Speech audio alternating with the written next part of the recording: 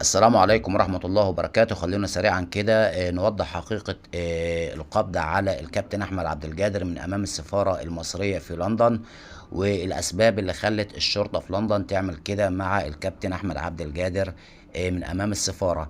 أولا الكابتن أحمد عبد القادر كان موجود في أحد الكافيهات بالقرب من السفارة المصرية في لندن، وكان معاه سلاح أبيض متصور به، واللي قام بتصويره الجعر أنس حبيب والشلة اللي معاه.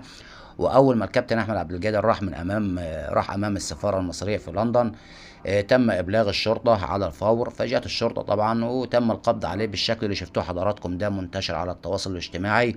ولكن كانت في ناس كتير فاهمه ان تم القبض على احمد عبد القادر وهو بيدافع عن سفارته وبيدافع عن بلده، ولكن حقيقه شكلا وموضوعا تم القبض عليه لانه يحمل سلاح ابيض دون ترخيص. وانا شايف ان الناحيه دي يعني ما فيهاش اي مشكله من اي نوع، ومحدش يفرح جو من الخونه ان الناس اللي بتدافع عن بلدها تم القبض عليها. لا، ده الموضوع يختلف خالص، هو تم القبض عليه عشان حامل سلاح ابيض. تحيا